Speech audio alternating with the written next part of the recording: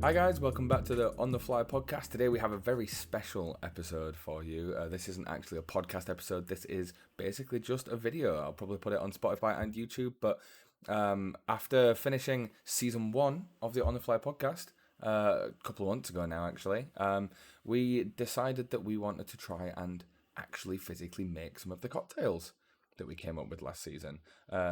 So first of all, we have an actual menu, which I will put up on screen now. And me and Mardy both have in front of us. So, first of all, what are your thoughts on the menu? You like it? It looks great. I like the color scheme. I like, of course, all the cocktails on there. We put a lot of thought into. I think it looks great overall. What about you? I'm really happy with it. I think, to come up with it's very easy to overlook the fact that we did literally just come up with 16 cocktails across those Yeah, episodes, and 16 quite good cocktails, I would say as well. There's quite a lot to them, which is good. That was what we wanted. that's an Um, understatement for sure. Yeah, we wanted to really get creative with them, but what that meant is that when it came to making them in person, there was a lot more that had to go into it. So something we really had to consider was what we had available to us. Now, when it came to making these cocktails, I was fortunate enough that my very lovely bosses at NQ64 gave me permission to use our bar and use some of the sort of products and stuff there. So this is kind of, I guess, unofficially sponsored by NQ64. But I had access to some really sort of good resources in terms of ingredients and also equipment. Whereas you had a bit of a different approach. Yeah, I had to use pretty much any of the bar tools that I like personally own and just do it out of my kitchen. Um, Thankfully, like I did my whole last menu at my last job out of my kitchen, so it's somewhere that I'm very comfortable bartending. But it also came with some unique challenges that sometimes it's a little bit harder to do when you're at home. Yeah, yeah, for sure. Well, I think as you'll see later on in the video, it was a really lovely contrast between the two because there are lots of different ways to Mhm. bartend, and part of this video is showing you the different ways in which we can do that. The first thing we had to do is decide which cocktails we were going to make. We decided to make one cocktail from each episode. We made 4 each, and for an assortment of reasons, decided on which ones we were making. So, which 4 did you make, first of all? Well, I couldn't go without making the baklava, one because I love cognac, and two because I love baklava. Hmm. I also went with the tropical tom, the Soviet shamrock, and um, the Solero. That was the last one. Um, and those were kind of ones that were a little bit easier to make at home, a little bit more like the alcohols are a little bit less, um, both cost and just like things that I would drink later. The only one really that had any difficulty in terms of at home is the Solero because it was a blender drink, but you already have a blender, and I actually I didn't did. have a blender at work Yeah. because thankfully we don't use them on our bar. I ended up making the apple pie, the petrichor, which was the one I was most excited for from the start, the cherry cola, and the ume no kinu. When we filmed all of this, we had to do quite a bit of prep work first, since obviously we had some fantastical ingredients in there, since we wanted to get really creative with it, which was great in concept, maybe a little irritating when it came to making it. But because of that, we had a lot of prep work to do first, and we tried to film as much of that as we could. So let's start off with showing you some of that prep work.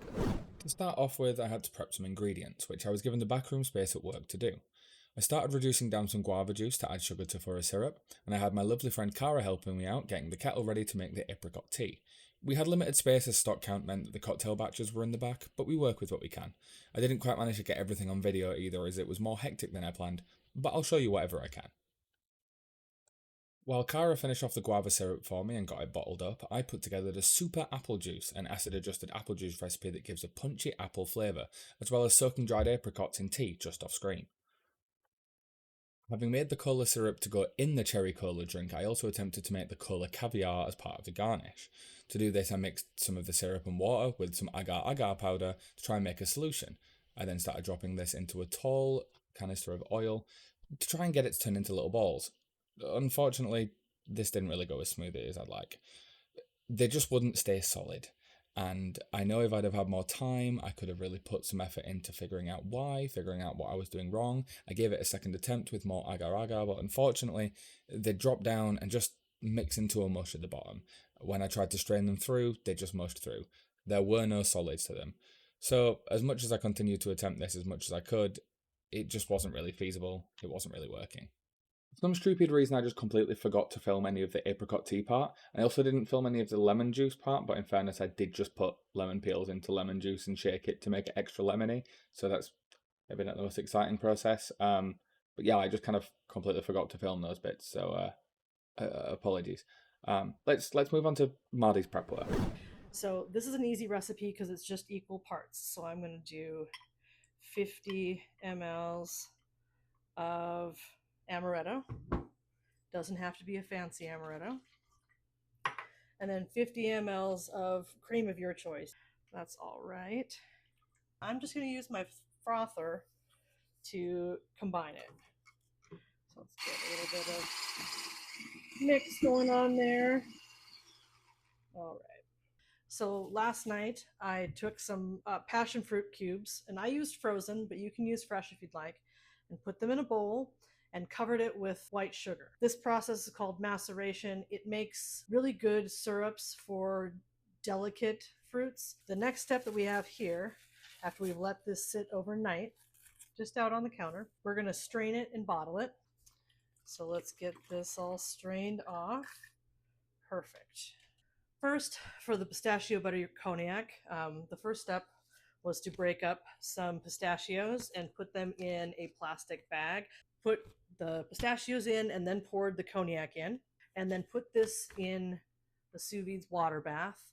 I did 160 Fahrenheit for about 2 hours. So once that was finished, I used a fine strainer to strain the cognac from the pistachios and strain that into a mason jar. Then I melted some ghee. I melted that and then poured it, after it cooled off a little bit, into the mason jar and sealed it. And then flipped it upside down and put it in my freezer. As you see, I got this here. We got the little fat on the top that's pretty solid. And so I'm going to use my Chemex to strain this off. I have the fine mesh filter in there. If you don't have a Chemex, that's again not a big deal. Just something that has a fine mesh strain. And this may be a little bit difficult to open, so I would just recommend grabbing something to pop that seal. Well, there we go. So I'm going to put that in there, and I'm going to let that strain out.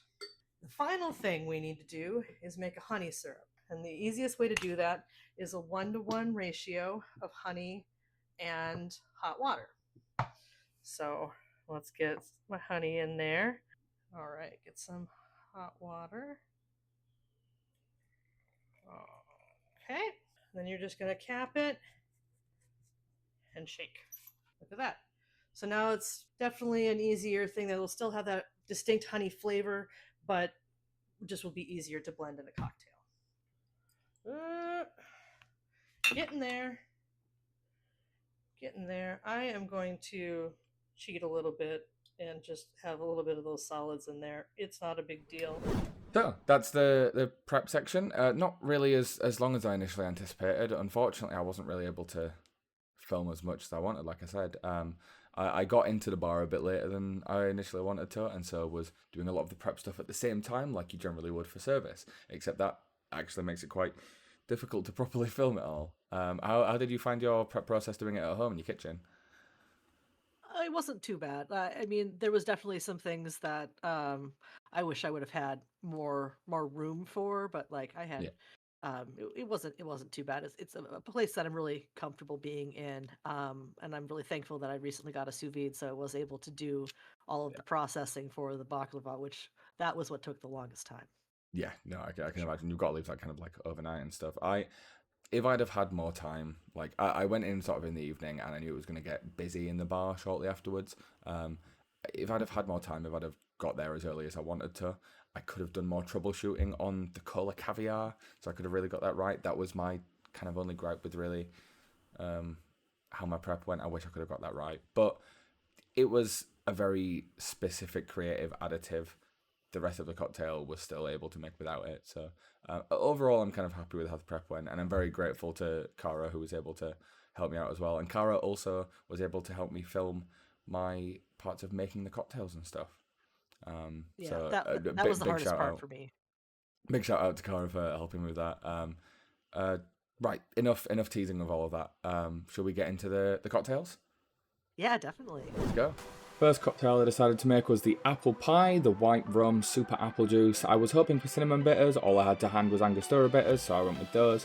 It was 30ml of the super apple juice, 60ml of the white rum. The jigger you can see I'm using here is 20 and 40ml on each side, hence why I use a full one and a half one.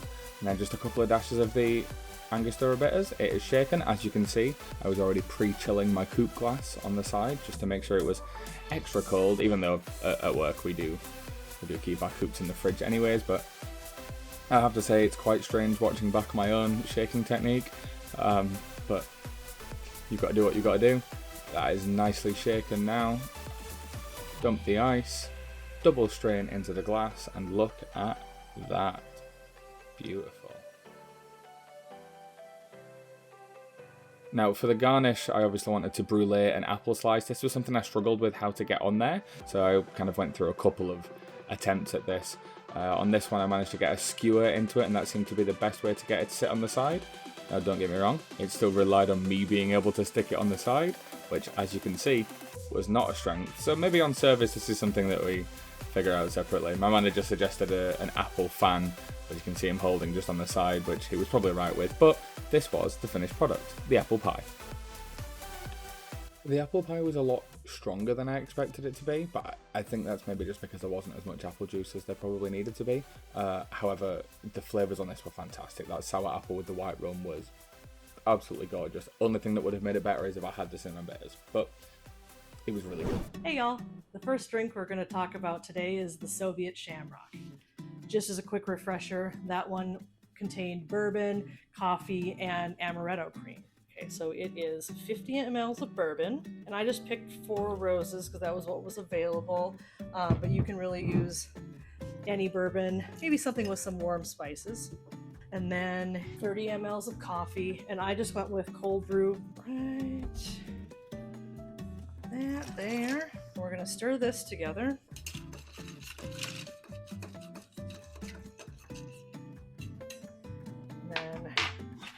Some few more ice cubes for my glass here, and I'm just going to strain this into my rocks glass. There we go. All right, and then we're just going to top it off with about 50 mLs of amaretto cream, but I'm going to measure this one with my heart. Ooh, that looks really nice. See, that's a really nice color. Oh, we should put a little bit of chocolate powder on the top for a garnish. That might be nice. Let's give it a taste. Cheers.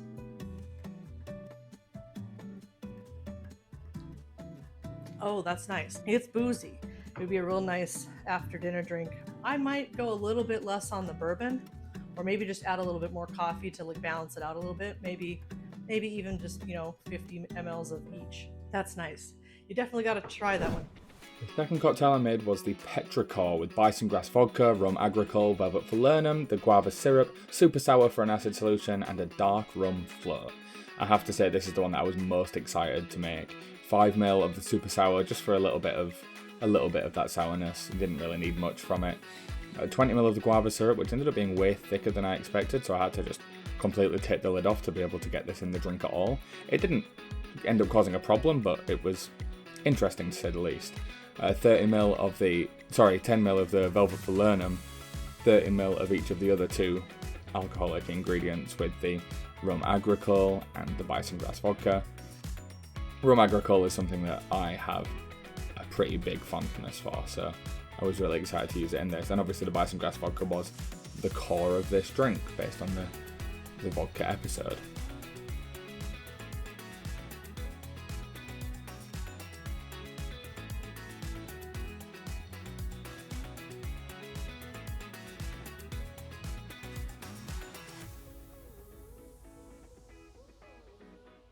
Having given it another pretty hard shake, fill the glass with some crushed ice, single strain over, and look at this colour. It is so gorgeous. Give it a lovely dark rum float. Just 10 ml or so. I kind of just eyeballed it really. And there you have it. The Petrichor in all of its glory. This was the cocktail I was most excited to make anyways, just because the flavours in it seemed like they would be right up my street. And when I tell you that this was perfection, I had quite a few people around me try it and they all said it was incredible, even if this wasn't something they would usually like. I ended up making 2 of them so that everyone could have some. It might be the best cocktail I've ever made. I'll say it. It might be the best cocktail I've ever made. It was, perfect. Now we're going to go and talk about the Tropical Tom. I used some frozen mango that I thawed in the fridge, white sugar, gin, and pineapple juice. Pretty simple, right? You're going to take your mixing tin, 4 pieces of mango in the bottom of it, and then you're going to take a bar spoon full of white sugar, and then we're going to use our extra large muddler to muddle this, kind of make a little bit of a syrup and puree out of the muddled mango and sugar. I've already measured out 60 mLs of pineapple juice. We'll put that in. And then we need 60 mLs of gin. I'm using Beefeater because I don't have Old Tom, but you can use whatever kind you like. The flavor profile, of course, is going to vary it, but I think when you're using something that's pretty standard neutral, like Beefeater, it's going to be okay.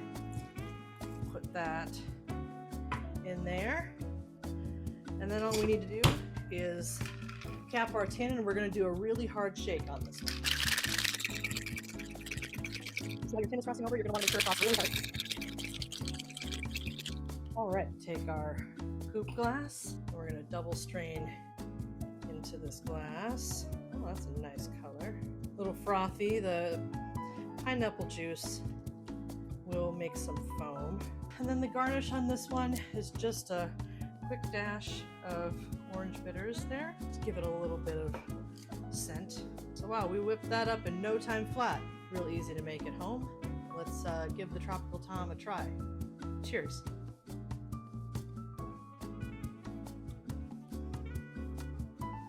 Well, I like that a lot. The gin really complements the mango. I think goes really well. It's not an overly sweet drink, but it has like a nice little kick on the finish from the gin, and then a really silky smooth head foam on it from the pineapple, and I'm gonna guess the mango too. Yeah, this one's really nice. The next drink on the menu for me was the cherry cola made with the rum agricole, maraschino liqueur, the super lemon juice we'd made, the cola syrup, and orange bitters because I didn't have any lemon bitters. 20 ml of the cola syrup maybe wasn't enough in the end, but that's what we went with for this. 20 ml of the super lemon juice, 20 ml also of the maraschino liqueur. I love the Luxardo bottles, by the way. Look at how gorgeous that bottle is. 40 ml of the rum agricole. Again, I mentioned earlier how it's a spirit I love. It made this incredible, I have to say. Just a couple of dashes of the orange bitters was needed, then good old shake. I shortened this one down for you so you didn't have to see the whole 20 seconds of me shaking again. Strain it straight over ice into a can contraption, which is a glass we already have at work. I topped it up with crushed ice in this case, though I would prefer to have like a little lid on it basically. That was what I wanted in the original idea, but this did in a pinch. A couple of maraschino cherries on top. I couldn't make the colour caviar, so I couldn't use that unfortunately. And there you have it. That is the cherry cola, completed with the messy bar. But this one simply did everything it needed to do. It had the cherry flavour, it had the cola flavour, it came together really nicely for a really smooth drink. It maybe wasn't my favourite just because I liked the complex flavours of some of the others, but it was really well rounded, and there were a couple of people that were there that tried it that said that they really, really liked it. So, success, I'd say. Okay, so the next drink that I've got for us is the Solero. It was tequila, passion fruit syrup, pineapple juice, lime juice, cream of coconut, and some crushed ice. So we're going to build this drink directly in the blender. So we need to do 50 mLs of Blanco tequila. Okay. Next we've got the passion fruit syrup. We're going to do about 20 mLs of that. Then we've got 30 mLs of pineapple juice. Okay. And then we've got 10 mLs of lime juice. So I'm just going to squeeze half a lime directly in here. And then finally, we've got cream of coconut. So I'm just using Coco Real. And then it's going to be 40 mLs of this.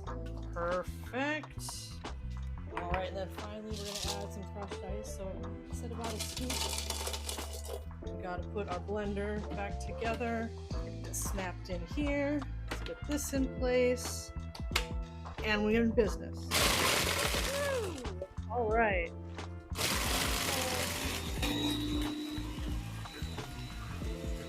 I'm really looking forward to this one because, like I said, I love a blended drink. So let's give it a little taste here. Oh yeah, that's really nice. Yeah, the pineapple and the passion fruit go really well together. And of course you can't taste the tequila because it's all blended up in there, but I can smell it, and I do kind of have a little bit of an aftertaste, from when you drink tequila. But yeah, that one's really nice. I'm really happy with it. The Ume no Kinu, the last drink I had to make, mezcal, plum sake, apricot tea and aquafaba or egg whites, whichever you prefer to use. Both of them work. We went with 20ml of the apricot tea, 20ml of the plum sake, 40ml of the mezcal to make up the base of the drink, and then roughly 10 to 15ml of the aquafaba or egg white. Kind of goes on your own preference and how good quality your stuff is, really. Apologies for this slightly shakier video on this part. I had been feeding the cocktails I was making to my camera woman and she was getting increasingly more drunk. This cocktail requires a double shake to really get that foamy head on it, so as you can see here I've given it a shake, I've single strained it out into my tin again, I'm giving it another shake, and now with the coupe ready, iced dumped, chilled and everything, double straining straight into the coupe glass. Now the wash line on this was a little bit low. I did end up remaking this with just a bit more of a vigorous shake and it worked out a little bit better, as well as 10ml more apricot tea for flavour. I also didn't have any lavender powder or petals to hand, so I used the raspberry powder that we had at work. I think it worked out okay. The Ume no Kinu. This one was a real punchy flavour, like that mezcal really came through more than I thought. When we made it the second time and I used 10ml more of the apricot tea, it mellowed it out a little bit and I thought it was much better. A couple of people didn't like this one as much because they didn't like mezcal, but that just kind of showed me that this is really one that you would order if you already do like mezcal. I thought the flavors in it were fantastic. It was really complex, but a lot of those soft flavors that should have struggled to come through, I don't feel did. So I was really happy with this one in the end, actually. I wish I could have got a proper video of the second iteration, but you get the idea from what we made. I'm happy with how it turned out. All right, I'm really excited about this next drink. We're going to talk about the baklava. It's made up of pistachio butter, cognac, honey syrup, and orange blossom water. I'm going to pour this into my mixing glass, and I've already got ice in there. And now I'm going to take my runny honey, and I'm going to get about 15 mLs of that. Put that in there. And then finally, it's 3 dashes of orange blossom water. So I'm just going to use a little pipette and then just do kind of, that looks like 3 dashes to me. And then I'm going to go ahead and stir this. Stir down quite a bit. Some of those, there's a big temperature difference between some of those ingredients. All right. Now we're going to use a little bit of honey. I'm going to put a little bit of honey on this plate here. Let's get her out there. That should be enough. And I'm going to take my rocks glass and just kind of try to coat a little bit of honey on the side. And I'm going to use some of these pistachio crumbs as a garnish. That looks pretty good. Get a few more ice cubes. And then we're going to strain off our cocktail. Oh, that's a really nice. It looks really good. If you had some phyllo bread or feather paper to put on there, that would be a great garnish. Again, I don't have that, but I think this is going to be good just as it is. Cheers.